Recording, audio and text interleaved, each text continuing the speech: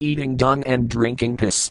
But Rabshakeh said unto them, Hath my master sent me to thy master, and to thee, to speak these words? Hath he not sent me to the men which sit on the wall, that they may eat their own dung, and drink their own piss with you? 2 Kings 18:27. Comment. Whatever moral lesson an adult might gain from such questionable verses, one can only wonder. How many parents realize that their children, who might come across such filthy passages, could get the wrong message? Any mention of eating feces and drinking urine in any secular writing would get considered obscene and sick by any righteous-minded Christian. Then why should it not receive the same consideration, if found in a Bible? Might we ask what artistic or social value this verse presents? Note the word piss stands as one of the censored vulgar words of the public television industry. If Christians wish to censor such language from secular sources, then it behooves them to give themselves as an example and thus censor the obscene verses from their own Bible. See also Isaiah 36:12. Boil and eat your son. And the king said unto her, What aileth thee? And she answered, This woman said unto me, Give thy son, that we may eat him today, and we will eat my son tomorrow. So we boiled my son, and did eat him. And I said unto her on the next day, Give thy son, that we may eat him, and she hath hid her son. 2 Kings 6:28-29. Comment. According to the Bible, a horrible famine took place in Samaria where in desperation, the people ate whatever they could. The cannibalistic eating of a son may provide sufficient nutrition for a mother but disregards the puissant nature of humans to protect their young. Although the Bible does not explain if the son had already died or if the parent deliberately killed him for food, this dreadful example goes against human nature. Long before Bibles or written language, humans evolved as social animals that required the protection of their offspring. Only the dogmatic insistence of a belief system could supersede the natural instincts of humans. Hopefully readers of the Bible who might one day experience a famine will not subvert their natural instinct for this kind of horrific example in Scripture. May I suggest that, if you cannot control your belief to eat your children, sacrifice your priest and eat him instead. That way you gain far more protein for you and your children, and when you say grace, you'll have someone to really thank for your food. Expose her breasts. Behold, I am against thee, saith the Lord of hosts, and I will discover thy skirts upon thy face, and I will shew the nations thy nakedness, and the kingdoms thy shame. And I will cast abominable filth upon thee, and make thee vile, and will set thee as gazing stock. Nahum 3:5-6. Look, I am against you, declares Yahweh Sabaoth. I shall lift your skirts as high as your face and show your nakedness to the nations, your shame to the kingdoms. I shall pelt you with filth. Nahum 3:6, the New Jerusalem Bible. Comment. Some think these verses describe a genius of a poet. If judged as such, it can only come from its sharpness and vividness. But it also describes vulgarity and hatred, even if it aims against the harlotry of the city of Nineveh.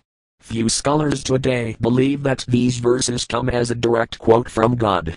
But a fundamentalist who believes every word of the Bible must also accept these words as godly. If so, then how can one not see God in a cruel vulgar light? Filth here refers to dung. See also Malachi 2:2-3, where God says, I will corrupt your seed, and spread dung upon your faces. Fatal orgasm. And Judah's firstborn, was wicked in the sight of the Lord, and the Lord slew him. And Judah said unto Onan, Go in unto thy brother's wife, and marry her, and raise up seed to thy brother. And Onan knew that the seed should not be his, and it came to pass, when he went in unto his brother's wife, that he spilled it on the ground, lest that he should give seed to his brother. And the thing which he did displeased the Lord, wherefore he slew him also. Genesis 38:7-10. Comment. The term onanism, from the name onan, has come to stand for masturbation, which has suffered a fate similar to sodomy in the sense that it has evolved to have a meaning far different from its original usage.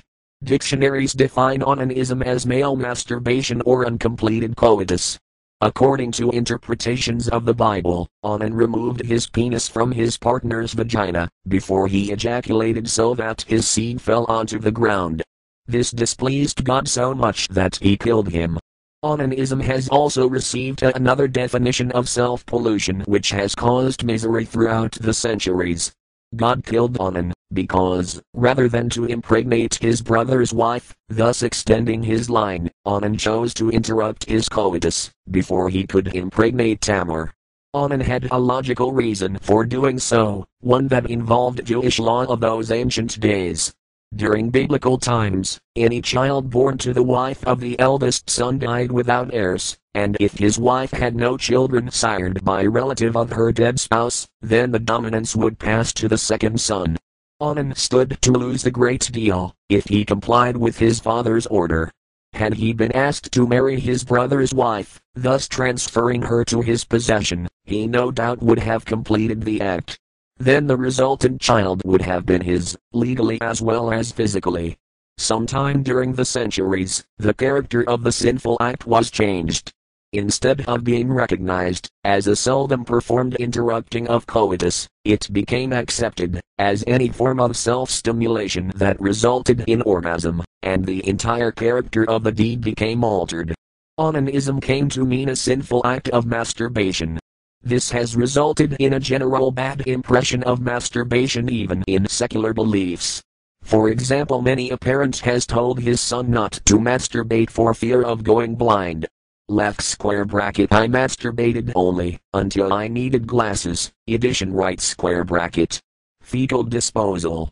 And thou shalt have a paddle upon thy weapon, and it shall be, when thou wilt ease thyself abroad, thou shalt did therewith, and shalt turn back and cover that which cometh from thee, for the Lord thy God walketh in the midst of thy camp, to deliver thee, and to give up thine enemies before thee. Therefore shall thy camp be holy, that he see no unclean thing in thee, and turn away from thee.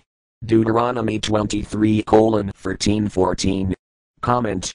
These verses ask us to believe that God has concern for fecal waste disposal outside a military camp, because God personally wishes to walk within the camp. Now really. God-given hemorrhoids. The Lord will smite thee with the botch of Egypt, and with the hemorrhoids, and with the scab, and with the itch, whereof thou canst not be healed. Deuteronomy 28:27. But the hand of the Lord was heavy upon them of Ashdod, and he destroyed them, and smote them with hemorrhoids, even right Ashdod and the coasts thereof. I Samuel 5:6. And it was so right that, after they had carried it about, the hand of the Lord was against the city with a very great destruction, and he smote the men of the city, both small and great, and they had hemorrhoids in their secret parts. I Samuel 5:9. Comment.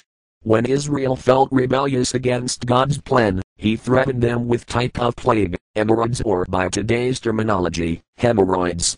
No wonder why so many atheists consider God a pain in the ass. But then again, Christians